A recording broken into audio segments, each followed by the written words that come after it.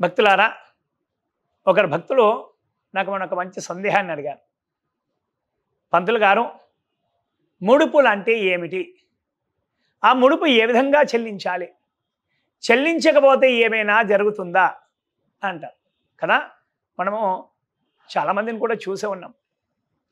మనం చాలామంది కూడా మానవులకే సరే, మన స్నేహితులకైనా సరే, ఎవరికైనా సరే మన మాట ఇచ్చాం, ఆ మాట నిలబెట్టుకోకపోతే వారికి కోపం వస్తుంది కదా.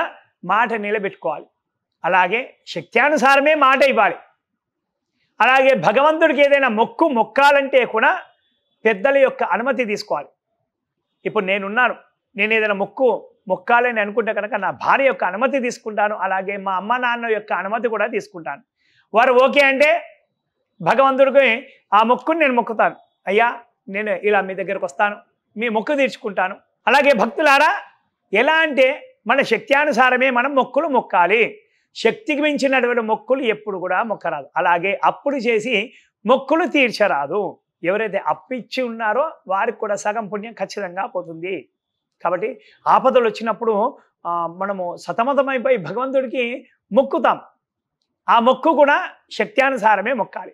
ఆ మొక్కు కూడా మన పెద్దవారి యొక్క అనుమతి తీసుకొనే మొక్కాలి. లేదా గురువు కానీ, లేదా సమీపంలో ఉన్నటువంటి మీకు ఎవరన్నా పంతుల్లే కానీ ఎవరున్నా కూడా వారిని అడిగే మొక్కాలి. ఎందుకంటే వారికి మన యొక్క స్థితిగతులన్నీ కూడా తెలుసు. మన పిల్లల యొక్క స్థితిగతులు మనకు తెలుసు. మన యొక్క స్థితిగతులు మన పెద్దవారికి, తల్లిదండ్రులకు తెలుసు కదా. మనం ఆ మొక్కు తీరుస్తామా, తీర్చమా? ఇంకోటి, మొక్కు అనేది ఖచ్చితంగా మొక్కుతే మొక్కుబడి తీర్చాల్సిందే. ఖచ్చితంగా తీర్చాలి. భగవంతుడికి మనము ఏదో ఇస్తా అని మొక్కాం, లేదా హుండీలో డబ్బులు వేస్తామని మొక్కాం.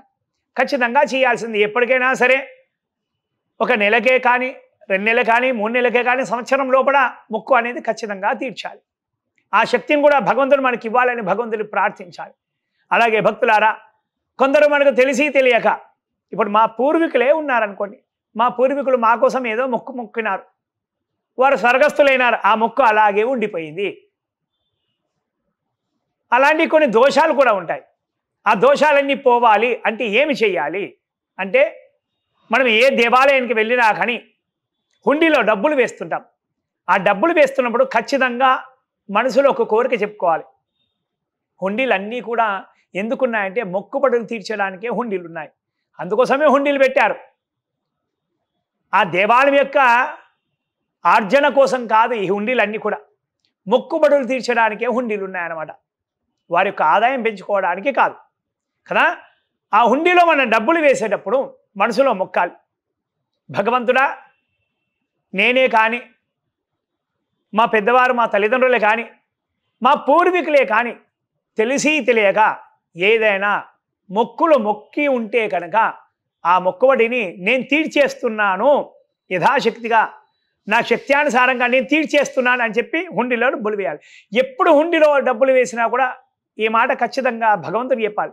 ఏ దేవుడు హుండీలో డబ్బులు వేసినా కూడా ఖచ్చితంగా చెప్పాలి. ఊరికైనా హుండీలు ఉన్నాయి, డబ్బులు వేసేస్తున్నాం, ఆలయానికి అభివృద్ధికి సహాయపడుతున్నామని కాదు. ఆలయ అభివృద్ధి అనేది భగవంతుడు తానంతట తానే చేసుకుంటారు. ఈ హుండీలు అందుకోసం కాదు, మొక్కుబడులు తీర్చడానికి ఈ హుండీలు అన్నమాట. ఎక్కడైనా బోర్డులు అన్నీ కూడా ఉంటాయి, మీ మొక్కుబడులు తీర్చుకోవడానికి హుండీలు ఏర్పాటు చేయడం పడిందని. ప్రాచీన కాలం నుంచి ఇవే మాటలు కదా. అన్ని కూడా బోర్డులన్నీ కూడా మనం చూస్తున్నాం. మొక్కుబడులు ఖచ్చితంగా తీర్చుకోవాలి. ఏ ఆలయానికి వెళ్ళినా హుండీలో డబ్బులు వేస్తున్నా కూడా ఖచ్చితంగా నేను ఇంతకుముందు చెప్పినట్టుగా మనసులో చెప్పుకొని హుండీలో డబ్బులు వేయాలి. మొక్కుబడి అనేది ఖచ్చితంగా తీర్చాలి. అది కూడా మొక్కు కూడా మన శక్త్యానుసారమే. మనకు శక్తి ఉంది, తీర్చే అంత శక్తి ఉంది అంటేనే మొక్కులు మొక్కాలి, లేకుంటే మొక్కకూడదు. ఇప్పుడు నాకు శక్తి ఉంది, నేను తలనీలాలు ఇస్తానే మొక్కినాను, ఆ శక్తి సరిపోయింది, పర్వాలేదు, తిరుపతి వెళ్తాను, లేదా ఇంకొక దేవాలయానికి వెళ్తాను, ఏ దేవుడికి మొక్కుతానో ఆ దేవుడికి ఇస్తాను. లేదా అక్కడ శక్తికి మించినటువంటి దేవాలయానికి సహాయం చేసేటువంటి కొన్ని మొక్కులు కూడా ఉంటాయి. భగవంతుడికి ఏదో ఆభరణం చేయిస్తానని, లేదా ఇంకొకటి చేయిస్తానని, ఆ శక్తి నాకుంటే కనుక నేను చేయిస్తాను. నాకు శక్తి లేదు అయినా నేను ఒక ఆభరణం చేయిస్తానని మొక్కినానంటే శక్త్యానుసారం కదా, కాదు కదా, శక్తికి మించినటువంటిది కదా. కాబట్టి శక్తికి మించినటువంటి మొక్కుబడులు ఎప్పుడు కూడా మొక్కరాదు. అలా మొక్కాల్సి వస్తే కనుక మీ ఆర్థిక స్థితిగతులు గమనించుకొని పెద్దవారి యొక్క సలహాలు, తల్లిదండ్రుల యొక్క సలహాలు, భార్య ఉంటే కనుక భర్త యొక్క సలహా, భర్త ఉంటే కనుక భార్య కూడా సలహా తీసుకోవాలి. అలా తీసుకొనే మొక్కుబడులు మొక్కాలి, లేకుంటే మొక్కకూడదు. అలాగే గురువులు ఉంటారు, గురువు గారిని కూడా అనుమతి తీసుకోవాలి కదా. ఇలా లేదా పంతుల్లే ఉంటారు, అర్చకులు, వారి యొక్క సలహాను కూడా తీసుకోవాలి. అయ్యా మీరు ఈ భగవంతుడి దగ్గర ఉన్నారు కదా, నేను ఈ స్వామివారికి ఇది చేయించాలనుకుంటున్నాను, మరి నాతో అంతా కాదు, మరి నేను ఎలా చేయించాలి అంటే అప్పుడు పంతులు గారు నిజంగా చెప్తాను, మీ ఆర్థిక యొక్క స్థితిగతులు అన్నీ కూడా తెలుసుకొనే మిమ్మల్ని మొక్కుమంటాడు. అలా అయితేనే సరైంది, లేకుంటే కాదు. భక్తులారా, చాలామంది కూడా మనసులో మొక్కుకుంటారు, ఈ మొక్కు ఎవరికి కూడా చెప్పకూడదని.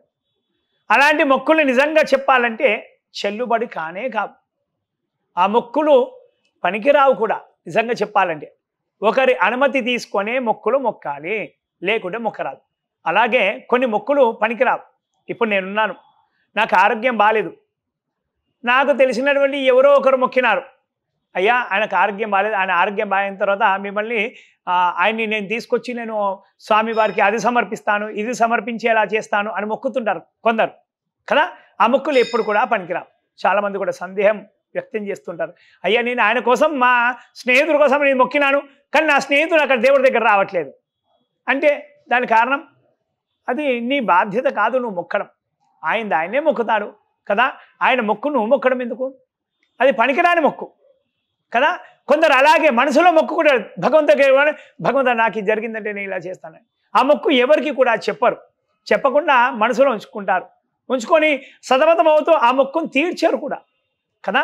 ఇలాంటి తెలిసి తెలియక ఏవైనా మొక్కులు ఉంటే కనుక మీరు ఏ దేవాలయానికి వెళ్ళినా కూడా హుండీలో డబ్బులు వేస్తున్నప్పుడు ఖచ్చితంగా మనసులో ఇది అనుకోవాలి, ఏమంటే తెలిసి తెలియక, నాకు తెలిసి ఉన్నా నాకు తెలియక ఉన్నా కూడా, నా పూర్వీకులైనా సరే ఇంతకుముందు వారైనా సరే ఎవరున్నా కూడా ఏవైనా మొక్కి ఉంటే కనుక ఆ మొక్కులు తీర్చుకోవడానికి నేను హుండీలో డబ్బులు వేస్తున్నాను అని మనసులో చెప్పి హుండీలో డబ్బులు వేయాలి. ఏ హుండీలో డబ్బులు వేసినా, మీరు ఏ దేవాలయానికి వెళ్ళినా కూడా, ఎటువంటి దాన ధర్మాలు చేసినా కూడా ఇదే ఖచ్చితంగా చెప్పుకోవాలి. ఇలా చెప్పుకుంటేనే మొక్కుబడులు ఖచ్చితంగా తీరుతాయి, లేకుంటే ఎన్నటికీ కూడా తీరవు.